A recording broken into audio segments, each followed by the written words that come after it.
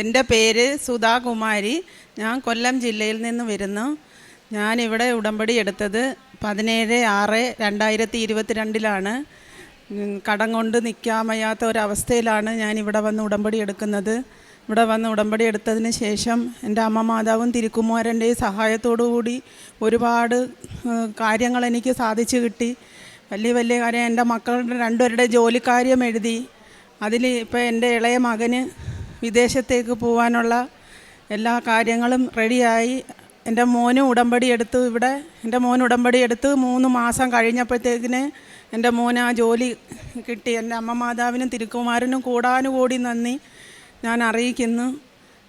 ഒരുപാട് നമ്മൾ ഏത് പ്രതിസന്ധി ഘട്ടത്തിലും മാതാവിനെ വിളിച്ചു കഴിഞ്ഞാൽ അമ്മ മാതാവും തിരുക്കുമാരനും നമ്മളെ കൂടെ ഉണ്ട്. ഏതൊരു കാര്യത്തിന് ഇറങ്ങി തിരിച്ചാലും മാതാവ് കൂടെ, ആരും ഇല്ലാത്ത നമുക്ക് മാതാവ് കൂടെ ഉണ്ടെന്നുള്ള ഒരു പ്രതീക്ഷയും എല്ലാത്തിലും രീതിയിലാണ് ഞാൻ മുമ്പോട്ട് പോയത്. ഇത്രയും 3 വർഷക്കാലം ആരുമില്ലാത്ത എനിക്ക് എൻ്റെ മാതാവിൻ്റെ ഒരു സഹായത്തോടു കൂടി മാത്രമാണ് ഞാൻ മുമ്പോട്ട് പോയത് എന്ന് വേണം പറയാൻ. ഓരോ ദിവസങ്ങളിലും ഓരോരോ പ്രശ്നങ്ങളും എല്ലാം തരണം ചെയ്ത് ഇവിടെ വരെ എത്തി. ഇപ്പോൾ എൻ്റെ മോന് അടുത്ത ആഴ്ച വിദേശത്തേക്ക് പോകാനുള്ള എല്ലാ കാര്യങ്ങളും റെഡിയായി.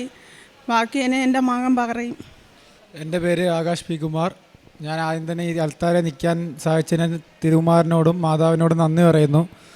ഞാൻ ആദ്യമായി ഉടമ്പടി എടുക്കുന്നത് 2025 6 മാസം 8 തീയതിയാണ്. ഉടമ്പടി എടുത്ത അന്നോട്ട് ഇന്ന് വരെയും പ്രാർത്ഥന മുടക്കിയിട്ടില്ല. ഏത് സാഹചര്യം വന്നാലും പ്രാർത്ഥിച്ചിട്ട് മാത്രമേ മുമ്പോട്ട് പോകാറുള്ളൂ.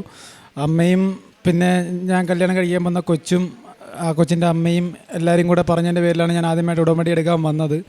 വന്ന് കണ്ട് സംസാരിച്ചു തുടങ്ങിയപ്പം എന്തൊരാവശ്യം വന്നാലും എന്തൊരു വിഷമം വന്നാലും ആദ്യമേ മാതാവ് എന്ന് പറയുന്ന ആ ഒരു ദൈവത്തിൻ്റെ ആ ഒരു കാര്യം മാത്രം എൻ്റെ മനസ്സിലോട്ട് വരുന്നത്. ഞാൻ പോലും അറിയാതെ എൻ്റെ വായിലങ്ങനെ സംസാരിച്ചു. ഞാൻ പിന്നെ കണ്ടിന്യൂസ് ആയിട്ട് വന്ന് തുടങ്ങിയത് ഈ പള്ളിയിലാണ്. അന്നോട്ട് ഇന്നുവരെ ഞാൻ ആഗ്രഹിച്ചിട്ടുണ്ട്. പിന്നെ വേറൊരു കാര്യം, എനിക്ക് പുറത്തോട്ട് പോകാനായിട്ട് ഒട്ടും താല്പര്യമില്ലാത്ത ഒരാളായിരുന്നു ഞാൻ എന്തെങ്കിലും ഒരു വഴി ഉണ്ടെങ്കിൽ പുറത്തോട്ട് പോകത്തില്ല, നാട്ടിൽ തന്നെ നിൽക്കും. എനിക്ക് ഈ നാട്ടിൽ ഇവിടുത്തെ പോലീസ് ജോലിയായിരുന്നു എനിക്ക് ആഗ്രഹം. 3-4 കൊല്ലം കൊണ്ട് ഞാൻ കണ്ടിന്യൂസ് ആയിട്ട് PSC എക്സാം എഴുതി വരുന്നുണ്ട്. ഓരോ വട്ടവും ഓരോ കാരണങ്ങളായിട്ട് അത് മുമ്പോട്ട് വന്ന് എന്തെങ്കിലും ഒരു ചെറിയ കാര്യം വന്നിട്ട് അത് കൈ കിട്ടാതെ പോകുന്ന ഒരവസ്ഥയാണ്. ഇപ്പം കുറച്ചൊക്കെ ഫിനാൻഷ്യൽ പ്രശ്നവും കാര്യങ്ങളൊക്കെ ആയപ്പോഴത്തേന് ഞാൻ തന്നെ തീരുമാനിച്ചു ഒരു 3-4 കൊല്ലം പുറത്ത് പോയി നിന്നിട്ട് വരാം എന്ന് വിചാരിച്ച് ഞാൻ എൻ്റെ മനസ്സിനെ പാകപ്പെടുത്തി. 1 മാസം ആവുന്നതിന് മുമ്പേ തന്നെ ഒരു പത്രത്തിലൊരു ആഡ് കണ്ടു. ആ ആഡിന് പോയി ഇൻ്റർവ്യൂ കഴിഞ്ഞു. അത് ഓക്കെ ആയി. തിരിച്ചു വന്ന് 2-ാമത്തെ ദിവസം എനിക്ക് കോൾ വന്നത് കണക്ക് ഓക്കെ ആയിട്ടുണ്ട് എന്ന് അവരുടെ ഓഫീസിൽ ചെല്ലണമെന്ന് പറഞ്ഞ് വിളിച്ചു. ഞാൻ ഓഫീസിൽ ചെന്ന് സംസാരിച്ചപ്പം നമ്മളെ കൊണ്ട് താങ്ങാൻ പറ്റാത്തൊരു എമൗണ്ട് ആണ് ആദ്യമേ പറഞ്ഞത്. എന്നാലും കുഴപ്പമില്ല, അത് എങ്ങനെയെങ്കിലും ആവും. വീട്ടിൽ സംസാരിച്ചപ്പോൾ എല്ലാവരും തന്ന ധൈര്യത്തിൻ്റെ പേരിൽ, മാതാവിൻ്റെ ഒരു ധൈര്യത്തിൻ്റെ പേരിൽ ഞാനത് എങ്ങനെയെങ്കിലും ആവും എന്ന് വിചാരിച്ച് ഞാനത് ഓക്കെ പറഞ്ഞു. എല്ലാം ആയി. പൈസ കൊടുക്കേണ്ട സമയം വിസ വന്നതിന് ശേഷം പൈസ കൊടുത്താൽ മതി എന്ന് പറഞ്ഞു. വിസ വന്ന് അതുവരെയും എനിക്ക് 1 രൂപ പോലും എൻ്റെ കയ്യിലായിട്ടില്ലായിരുന്നു. ഞാൻ അറേഞ്ച് ചെയ്യാൻ പറ്റും എന്ന് വിചാരിച്ച ആൾക്കാരുടെ ചോദിച്ച ആരുടെ കയ്യിലും അന്നേരം വരെ ഇല്ലെന്നാണ് അറിയാൻ കഴിഞ്ഞതും. ആരുടെ കയ്യിൽ നിന്ന് എനിക്കതുവരെ കിട്ടിയില്ല. പിന്നെ ഞാൻ പോലും പ്രതീക്ഷിക്കാത്ത ആൾക്കാർ എന്നെ സഹായിച്ചാണ്, എന്നെ വിശ്വസിച്ച് സഹായിച്ചാണ്.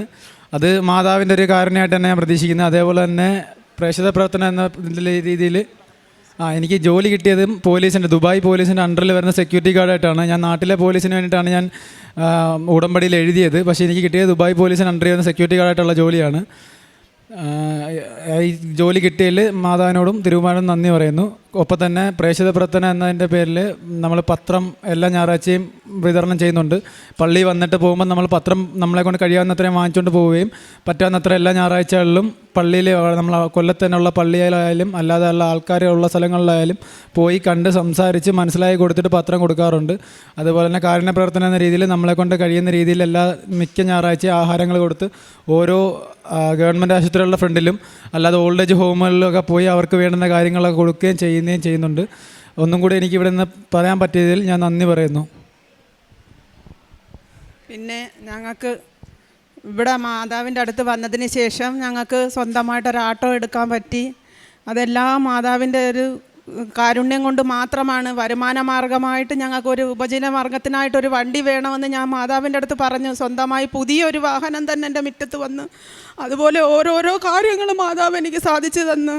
ഇന്ന് എൻ്റെ മോൻ ഇവിടെ ഉടമ്പടി പുതുക്കാൻ വന്നു. ഞാൻ മാതാവിൻ്റെ മുമ്പിൽ നിന്ന് പറഞ്ഞു, മാതാവ് ഞങ്ങളെ കൂടെ ഉണ്ടെന്നുള്ളതിന് എനിക്കൊരു സാക്ഷ്യം തരണമെന്ന്. ഇന്ന് എൻ്റെ മോൻ്റെ കയ്യിൽ മാതാവിനെ തന്നെ കിട്ടി. അത് ഏറ്റവും വലിയ ഒരു അനുഗ്രഹമായി ഞാൻ കാണുന്നു. ഞങ്ങൾക്ക് ഇനിയും പൈസയുടെ ആവശ്യമുണ്ട്. അത് എൻ്റെ മാതാവും തിരുക്കുമാരനും ഞങ്ങൾക്ക് നടത്തിത്തന്ന് എൻ്റെ മോൻ അടുത്ത ആഴ്ച പോവാനും രക്ഷപ്പെടാനും എല്ലാമുള്ള ഒരു ഇതാണ് ഞങ്ങൾക്ക് തരുന്നത് എന്ന് എനിക്ക് പൂർണ്ണമായിട്ട് വിശ്വാസമുണ്ട്. ഞങ്ങൾക്ക് സ്വന്തമായിട്ടൊരു വീടില്ല, വാടകയ്ക്ക് താമസിക്കുകയാണ്. അങ്ങനെ എല്ലാ കാര്യങ്ങളും വരുമ്പോഴും ഞാൻ എൻ്റെ മാതാവിനെയാണ് വിളിക്കുന്നത്. എൻ്റെ മാതാവും തിരുക്കുമാരനും അന്ന് തൊട്ട് ഇന്ന് വരെ ഇവിടെ വന്ന് ഉടമ്പടി എടുത്തതിന് ശേഷം ഇതുവരെ എനിക്ക് ഒരാൾ എൻ്റെ കൂടെ ഉണ്ടെന്നുള്ള ധൈര്യത്തിലാണ്. ഏത് കാര്യത്തിന് പോയാലും കാശുരൂപവുമായാണ് ഞാൻ പോകുന്നത്. മോൻ്റെ അടുത്തും പറയും, മക്കൾ ഇതിനിറങ്ങി തിരിച്ചപ്പോഴേ കാശുരൂപവുമായി പോകും. അന്നേരം അവൻ എന്നെ വിളിച്ചിട്ട് പറയും, അമ്മ എൻ്റെ കൂടെ ആരുമില്ല, ഓരോ കാര്യത്തിനും ഞാൻ ഓടി നടക്കാൻ ഞാൻ ഒറ്റയ്ക്കാണ് ഞാൻ പോകുന്നത്. ഞാൻ പറഞ്ഞു, മക്കൾ ഒറ്റയ്ക്കല്ല, മോൻ്റെ കൂടെ വരേണ്ട ആളുണ്ട്, എല്ലാ കാര്യവും ആ മാതാവ് നടത്തിത്തരും. മനുഷ്യരായി ആരും നിൻ്റെ കൂടെ ഇല്ലെങ്കിലും അമ്മ മാതാവും തിരുക്കുമാരനും നിൻ്റെ കൂടെ ഉണ്ട്. അതുകൊണ്ട് ഒരു കുഴപ്പവും വരുത്താതെ നിനക്ക് ഇത് സക്സസ് ആക്കി തരുമെന്ന് ഞാൻ പറഞ്ഞു. അന്നേരം അവൻ പറയുന്നത്, പൈസയ്ക്ക് പൈസയും ഇല്ല, ആളുമില്ല, ഞാൻ ഒറ്റയ്ക്ക് കിടന്ന് എല്ലാ കാര്യത്തിനും ഓടണം, അതിൻ്റെ ഇടയിൽ ജോലിക്കും പോകണം, എല്ലാം ഞാൻ പറഞ്ഞു. എന്ത് പ്രതിസന്ധി വന്നാലും മാതാവ് വിചാരിച്ചാൽ, മക്കൾ ഇത് നീ വിചാരിച്ചത് ഇവിടുത്തെ പോലീസാണെങ്കിൽ അതിൽ ഏറ്റവും വലിയ അവിടെ എത്തിച്ചേരാനാണ് മാതാവ് നിനക്ക് അനുഗ്രഹം തന്നത്. ഈ അനുഗ്രഹത്തിൽ മക്കൾ മുന്നോട്ട് പോകണം, ഒരിക്കലും തളരരുത്. ഒത്തിരി തവണ എൻ്റെ അടുത്ത് വന്നിരുന്ന് പറഞ്ഞു, പോകുന്നിടത്തുനിന്നൊന്നും പൈസ കിട്ടുന്നില്ല, ഞാൻ എങ്ങനെ പോകും, നമ്മളെ കൊണ്ട് താങ്ങാൻ പറ്റത്തില്ല, ഇപ്പുറത്ത് നമുക്ക് കടമുണ്ട്, ഞാൻ എന്തൊക്കെ പറഞ്ഞാലും ഞാൻ പറഞ്ഞു, കാശുരൂപം നിൻ്റെ കയ്യിലുണ്ട്, നീ ആ ഒരൊറ്റ ധൈര്യത്തിൽ മുൻപോട്ട് പോയിക്കോ, എല്ലാ കാര്യങ്ങളും നിനക്ക് ആ മാതാവ് നടത്തിത്തരും. നമ്മളവിടെ ചെന്നിട്ടുണ്ടെങ്കിൽ നമ്മളെ കൈവിടത്തില്ല മാതാവ്. ഈ മണ്ണിൽ ചവിട്ടിയിട്ടുണ്ടെങ്കിൽ നമ്മളെ മാതാവ് കൈവിടത്തില്ല എന്നുള്ള ഒരൊറ്റ ധൈര്യത്തിലാണ് മുന്നോട്ട് പോയത്. ഇപ്പോഴും ഇവിടെ വെച്ചും ഞാനത് മാതാവിൻ്റെ അടുത്ത് പ്രാർത്ഥിച്ചു. എൻ്റെ മോൻ്റെ കയ്യിൽ ഇന്ന് മാതാവിൻ്റെ രൂപമാണ് മോൻ അവിടെ നിന്ന് ഇങ്ങോട്ട് കൊണ്ടുവന്നത്. അത് കണ്ടപ്പോൾ എനിക്ക് ഉറപ്പായി അതിൽ ഏറ്റവും കൂടുതൽ വിശ്വാസം ഇന്നിപ്പോൾ അവനുമായിട്ടുണ്ട്. മാതാവ് എൻ്റെ കൂടെ ഉണ്ട്, ബാക്കി കാര്യങ്ങൾക്ക് എല്ലാം ശരിയാവും. അവൻ്റെ കൂടെയുള്ള ആളിനിപ്പം വ്യാഴാഴ്ച പോകാനുള്ള ടിക്കറ്റ് വരെ ഓക്കെ ആയി. നമുക്ക് ടിക്കറ്റിൻ്റെ ബാക്കിയുള്ള കാര്യങ്ങൾക്ക് ഇനി പൈസയുടെ കുറവുണ്ട്, അതുകൊണ്ട് അല്ലെന്നുണ്ടെങ്കിൽ അവരുടെ കൂടെ പോകാം.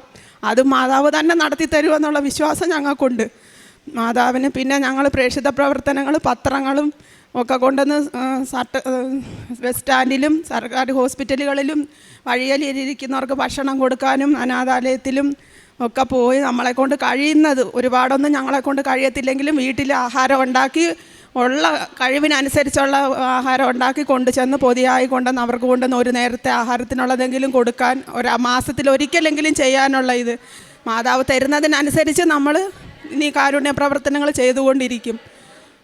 അമ്മ മാതാവിനും തിരുക്കുമാരനും കോടാനുകോടി നന്ദി. എന്നെ ഈ അൾത്താരയിൽ കയറി നിന്ന് എനിക്ക് ഇത്രയും പറയാനുള്ള ഇത് തന്നതിന് എൻ്റെ മാതാവിനും എൻ്റെ തിരുക്കുമാരനും. പിന്നെ ജീവിതകാലം മുഴുവനും മരണം വരെയും ഈ ഉടമ്പടി മുൻപോട്ട് പോകണമെന്ന് മാത്രമാണ് എൻ്റെ ആഗ്രഹം, അല്ലാതെ വേറെ ഒന്നുമില്ല ഞങ്ങൾക്ക്. അമ്മ മാതാവിനും തിരുക്കുമാരനും ഒരു തവണ കൂടി ഞാൻ കോടാനുകോടി നന്ദി പറയുന്നു. വിലാപങ്ങളുടെ പുസ്തകം 3-ാം അധ്യായം 57 മുതൽ 58 വരെയുള്ള തിരുവചനങ്ങൾ. ഞാൻ വിളിച്ചപ്പോൾ അവിടുന്ന് അടുത്തു വന്നു, ഭയപ്പെടേണ്ട എന്ന് അവിടുന്ന് എന്നോട് പറഞ്ഞു.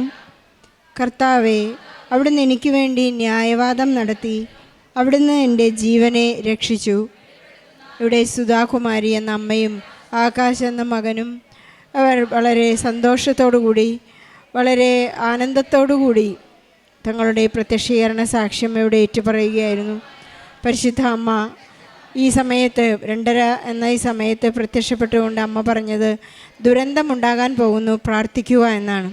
നമ്മുടെ ജീവിതത്തിലുണ്ടാകുന്ന എല്ലാ കഷ്ടപ്പാടുകളെയും എല്ലാ വേദനകളിൽ നിന്നെല്ലാം നമുക്ക് മോചനം നൽകുവാനും നമ്മുടെ അപകടങ്ങളിൽ നിന്നെല്ലാം നമ്മെ രക്ഷപ്പെടുത്തുവാനും ഈ പ്രകൃതിക്ഷോഭങ്ങളിൽ നിന്നെല്ലാം പരിശുദ്ധ അമ്മ നമ്മെ കാത്തുരക്ഷിക്കാനും വേണ്ടി ഒരു വലിയ പ്രാർത്ഥനാ പദ്ധതിയാണ് പരിശുദ്ധ അമ്മ നമുക്ക് നൽകിയിരിക്കുന്നത്. അതുകൊണ്ടാണ് അമ്മ ഡിസംബർ 7-ാം തീയതി, അടുത്ത മാസം ഡിസംബർ 7-ാം തീയതി ഉച്ചകഴിഞ്ഞ് 2:30 ഈ അൾത്താരയിൽ തന്നെ, അമ്മായി നിൽക്കുന്ന ഈ സ്ഥലത്ത് തന്നെയാണ് അമ്മ ജീവനോടെ പ്രത്യക്ഷപ്പെട്ടുകൊണ്ട് ജോസഫ് അച്ഛനോട് പറഞ്ഞത്, ദുരന്തമുണ്ടാകാൻ പോകുന്നു, പ്രാർത്ഥിക്കുക. വിശ്വാസ ജീവിതത്തിലുള്ള ദുരന്തങ്ങൾ, കുടുംബജീവിതത്തിലുള്ള ദുരന്തങ്ങൾ, ഡിവോഴ്സ്, കുഞ്ഞുണ്ടാകാത്ത, വീട്ടുപ്രശ്നങ്ങൾ, ജോലിയില്ലാത്തത്, വീടില്ലാത്തത്, വഴിയില്ലാത്തത്, കോടതി കേസുകൾ, ജയിലിലടയ്ക്കപ്പെട്ട കേസുകൾ, ഇങ്ങനെ ഒരുപാട് ദുരന്തങ്ങൾ നമ്മുടെ ജീവിതത്തിൽ ഉണ്ടാകുമ്പോൾ എല്ലാത്തിനും പരിശുദ്ധ അമ്മ കാനായിലെ വിവാഹം പോലെ ഈശോയോട് പറയുകയാണ്, മകനെ അവർക്ക് അതില്ല, മകനെ അവർക്ക് വീഞ്ഞില്ല, മകനെ അവർക്ക് ജോലിയില്ല. ഇവിടെ സുധാകുമാരിയുടെയും ആകാശ് എന്ന മകൻ്റെയും പ്രാർത്ഥന പരിശുദ്ധ അമ്മ ഈശോയ്ക്ക് നൽകി. അവർക്ക് വലിയ ഒരു സമ്മാനമാണ് കൊടുത്തിരിക്കുന്നത്. മകൻ പറയുകയായിരുന്നു, എനിക്കൊരു പൂ ചോദിച്ചപ്പോൾ എനിക്കൊരു വസന്തകാലം തന്നെ തന്നു. ഞാൻ PSC ടെസ്റ്റ് എഴുതി എനിക്കൊരു പോലീസ് ഡിപ്പാർട്ട്മെൻറ്റിൽ ജോലി കിട്ടാനിരിക്കുമായിരുന്നു. പക്ഷേ എന്നെ ദുബായിലേക്ക് അമ്മ കൊണ്ടുപോവുകയാണ്. അവിടെ എനിക്കൊരു പോലീസ് ഡിപ്പാർട്ട്മെൻറ്റിൽ അമ്മ ജോലി തന്നിരിക്കുകയാണെന്ന്. നാം അങ്ങനെയാണ്. ഉടമ്പടിയിൽ നാം നിബന്ധനകൾ കൃത്യമായി പാലിച്ചാൽ, നാം ഈശോയോട് വിശ്വസ്തത പാലിക്കുന്നുണ്ടെങ്കിൽ പരിശുദ്ധ അമ്മയ്ക്ക് നമ്മെക്കുറിച്ച് റെക്കമെൻഡ് ചെയ്യാനായിട്ട് വളരെ എളുപ്പമുണ്ടെന്നാണ് ഓരോ സാക്ഷ്യത്തിലും നമുക്ക് മനസ്സിലാകുന്നത്. ഓരോ ഉടമ്പടി ജീവിതത്തിലും നമുക്ക് വളരെ വിശ്വസ്തരായിരിക്കാം. വിശ്വസിക്കുമ്പോൾ, വിശ്വസ്തത കാണിക്കുമ്പോൾ നമ്മെ വിസ്മയിപ്പിക്കുന്ന ഒരുപാട് അത്ഭുതങ്ങൾ നമ്മുടെ ജീവിതത്തിൽ ഉണ്ടാകുന്നതായി നമുക്ക് തന്നെയും കാണാം. നാം പ്രേക്ഷിത പ്രവർത്തനങ്ങൾ ചെയ്യുമ്പോൾ പല മക്കളും പറയാറുണ്ട്, എൻ്റെ ജീവിതത്തിലെ ഒരു അത്ഭുതം തന്നെ എനിക്ക് പറയാനാണ് ആഗ്രഹം. ഇപ്പോൾ നമുക്ക് ഓരോരുത്തർക്കും ഇവിടെ നിന്ന് കണ്ണീരോടെ പ്രാർത്ഥിക്കുന്നവർ സന്തോഷത്തോടെ കൊയ്തുകൊണ്ട് പോകുമ്പോൾ, അവർ ഇവിടുത്തെ കൃപാസന പത്രങ്ങളുമായി പോകുമ്പോൾ അവർ പറയുന്നത്, എൻ്റെ തന്നെ ജീവിതമാണ് ഏറ്റവും വലിയ പ്രേക്ഷിത പ്രവർത്തനത്തിന് സുവിശേഷ വേലയായി ഞാൻ മാതൃകയായി നിങ്ങൾക്ക് നൽകുന്നത്. നിങ്ങൾ പരിശുദ്ധ അമ്മയോട് പ്രാർത്ഥിച്ചാൽ ഈശോ നിങ്ങളെ കൃത്യമായ നിത്യത വരെ. അമ്മ സുധാകുമാരി പറയുന്നു, ഞാൻ മരണം വരെയും ഉടമ്പടിയിലായിരിക്കും. ഒരിക്കലും ഉടമ്പടി ബ്രേക്ക് ചെയ്യേണ്ട ആവശ്യം വരികയില്ല. ഞാനതൊരിക്കലും ബ്രേക്ക് ചെയ്യുക. അത്രമാത്രം ആഴമായ സ്നേഹത്തിലൂടെയാണ് ഇപ്പോൾ ഈ കുടുംബം മുന്നേറുന്നത്. സുധാകുമാരിയുടെയും ആകാശിൻ്റെയും നല്ല സാക്ഷ്യത്തിനും അവരുടെ എല്ലാ കുടുംബത്തിൽ ലഭിച്ചിട്ടുള്ള എല്ലാ അനുഗ്രഹങ്ങൾക്കും അഭിഷേകത്തിനും നന്ദി പറഞ്ഞുകൊണ്ട് ശോയ്ക്കും പരിശുദ്ധ അമ്മയ്ക്കും നല്ലൊരു കയ്യടി നൽകി ഈ സാക്ഷി നമുക്ക് സമർപ്പിക്കാം. അത്യപൂർവ ദൈവാനുഭവങ്ങൾ ഇനി നിങ്ങൾക്കും സ്വന്തം. ഈ യൂട്യൂബ് ചാനൽ ഇതുവരെ സബ്സ്ക്രൈബ് ചെയ്തിട്ടില്ലെങ്കിൽ ഇപ്പോൾ തന്നെ സബ്സ്ക്രൈബ് ചെയ്യുക. ഈ വീഡിയോ ഇപ്പോൾ തന്നെ നിങ്ങളുടെ സുഹൃത്തുക്കൾക്ക് ഷെയർ ചെയ്തുകൊണ്ട് കർത്താവിൻ്റെ പ്രേക്ഷിതരാകുക.